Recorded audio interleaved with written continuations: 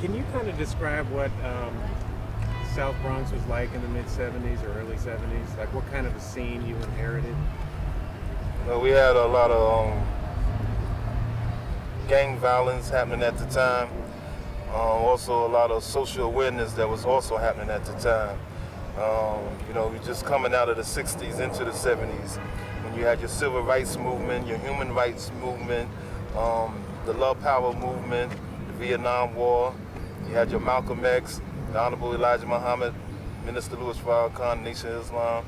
You had your Beatles, your Sly and the Family Stone, your James Brown, the Motown sound, the Stack Sound era. You had your rock and roll, your heavy metal, all that was coming out of the '60s right into the '70s, and people was ready for change. And then later on came the big change, and then also came the music of the disco and the hip hop culture and the punk rock. Mm-hmm. And when you founded Zulu Nation, that was that an attempt to climb out of something? I mean, what was the inspiration for that?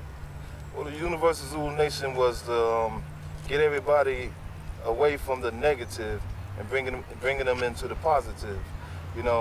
Coming from gang organizations and trying to take a lot of gang affiliations and turn it to something positive. So that's why we started the Universal Zulu Nation. The Universal Zulu Nation stands for knowledge, wisdom, understanding, freedom, justice, and equality. Peace, unity, love, and having fun. Overcome the negative to the positive. Science, mathematics, truth, facts, and the oneness of God. What about you personally? Was there anything personal that was like motivated you personally? Like, I don't know, were you in high school or like what at the time was just like, man, I've got to do something different than what's going on?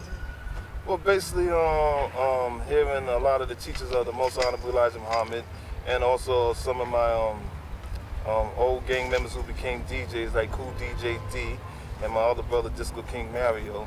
And I said, that's the route. I always had a lot of music. They always knew me for a lot of different music that I had in my house. I was playing on 8 DJ sets. So I decided that this is the way to go. And then when the father came, Cool DJ Hurt, I said, well, he's coming with the style of music that I have in my house. And then I came right out after him. And then it became the culture of hip-hop, and Grandmaster Flash and all the other pioneers who came after us, pushing this culture all over the city. Was there a moment when you saw Cool Herc doing what he was doing and just went, wow, that's different, that's cool? Well, when I see the beats that he was playing, I said, well, I got a lot of those beats and then some. And I was already playing a lot of funky stuff on Cool DJ D's set, and also on Disco King Mario. So I said, well, I'm just gonna start incorporating all my break beats and all my funk as I've been doing, along with a lot of other sounds. And then we just started bringing all the different dance sound, the different records. And then we started organizing a lot of the different people in the street. We had different dance groups, B-boys, B-girls, as well as rappers and graffiti artists all together to make the whole culture. Did it feel when you were doing this like this is gonna work? Did it feel, or were there times when like that? I don't, like people didn't get it? No, because we already had a large community with us. Once we left the gang movement, I had a large following already from the street gangs. So they just followed me to wherever I was going and where I was taking it. So when we started, it was basically for the Black and Latino community.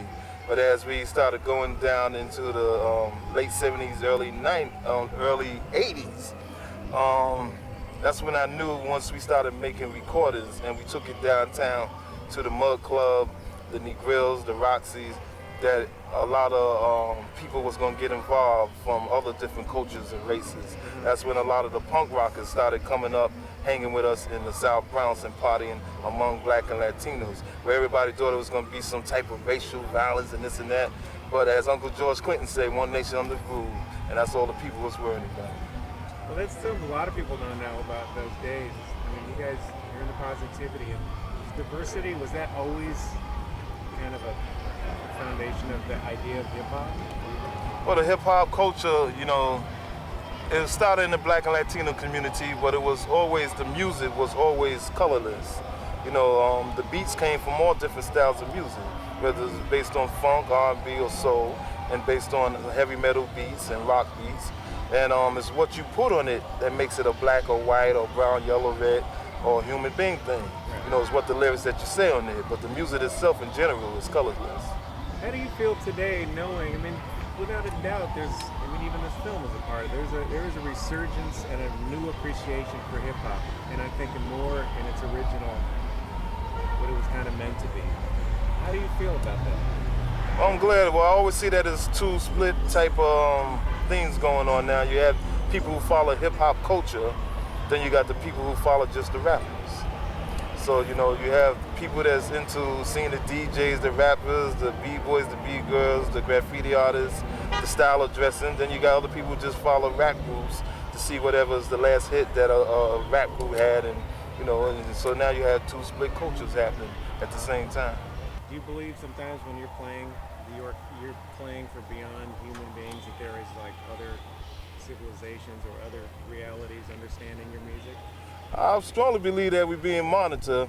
I even had certain things like I played at the Love Parade, which is almost over 2 million people, about 3 or 4 times what Woodstock was. And one time I was chatting on the mic, where's my human beings at? And you heard a loud roar. Then I asked, where my alien beings at? And you even heard a bigger roar, and I was bugging out to hear so many people screaming. So one never knows. Was Kool Herc truly the first guy to actually extend a break? Well, Kool Herc is one of the first founders of the hip hop culture. He's the father of hip hop culture. But you got to give it to James Brown as extending the break.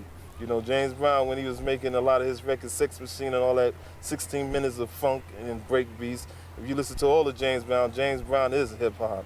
Sly and the Family Stone is hip hop. Sly gave you Sex Machine and Single Simple Song, all the breaks that they had in their records. So, you know, just get into the break beat music, you got to stop with the funk.